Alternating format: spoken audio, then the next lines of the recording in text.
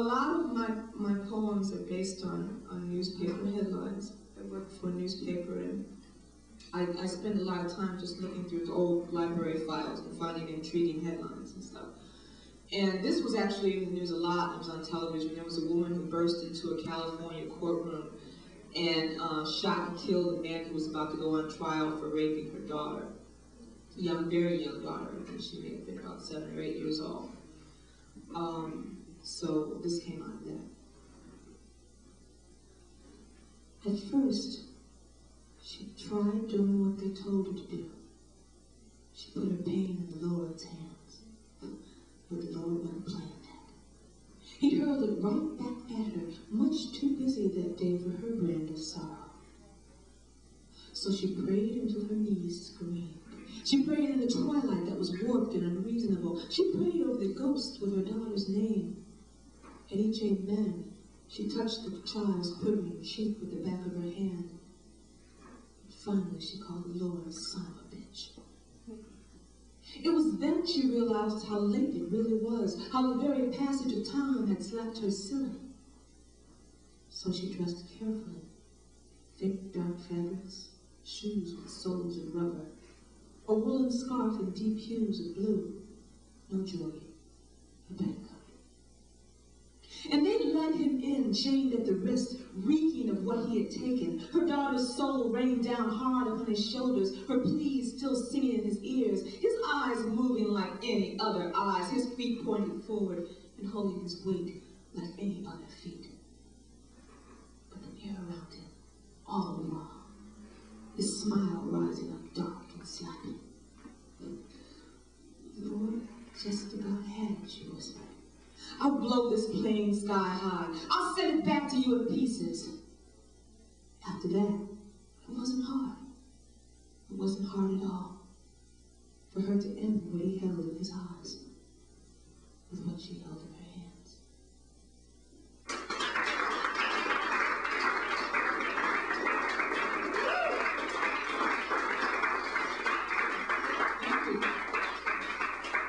I got 2 more. Another, I must be missing my husband off and reading all my Chicago poems. There's a housing project in Chicago called Cabrini Green, and it's one of the nation's largest. I don't think it's the largest anymore.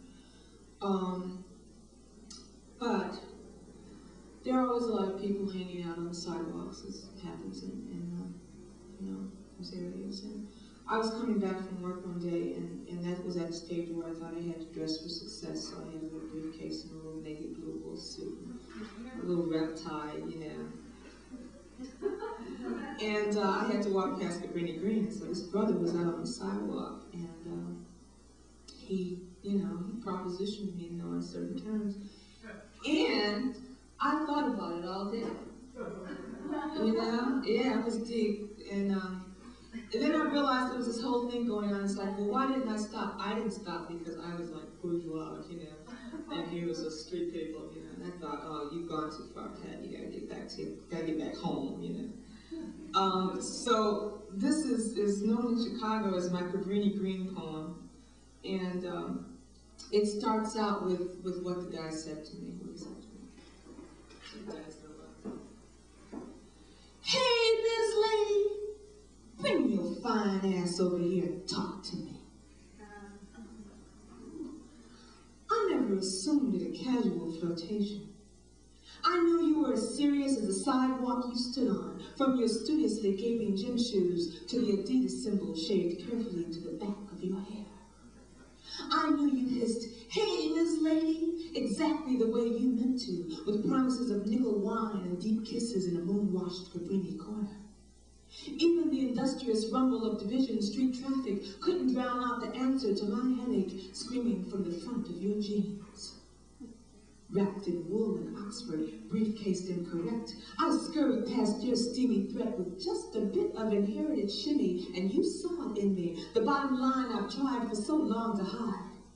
Hey, I've done my bit for the underclass. Just don't intrude, don't invade, don't insist, don't push me, don't flip that switch, don't make me mingle. But behind midnight black shades, your lizard-lidded eyes cupped the cheeks of my ass and held on. You were clearly not considering the possibility of being turned down, just wondering whether to turn me on or turn me out. Bad could bring me, baby. I've been warned about you. In your eyes, I'd be less than nothing, just a willing receptacle for your accumulated heat. I'd be your downtown woman, and each time you sensed rebellion, you'd grab at my chest through my oh-so-correct clothing, or appeal to my bragged about liberal sensibilities. You'd make me climb piss-slick stairs to the box you lived in. You'd pin me to a roach-weary mattress, tearing away at my 9 to 5 with your teeth, fucking away at my Sheridan Road bourgeoisie attitude. You play your role of underprivileged to the hilt, wallowing in your furious clouds of reefer and wine, daring me to once again draw that socially acceptable line between us. And I'd go on living my two lives, playing Peter to your Jesus, hiding you from my friends, lying to my mother about the bright bruises on my body, denying your smell on my skin 3 different times to 3 different people. And you'd always be waiting for me at the feverish entrance from one world to another. But I've read about your kind. I dissected you in sociology class. It's common knowledge that you don't know how to love, that a woman dies like a thunderstorm in your hands. Hey, Miss Lady, come on back. Let's spend some time. Harmless enough, so I let loose my smile and hurry away. You listened to my heels apologize. 'Cause you know that your real meaning will cling like brown to my skin all day.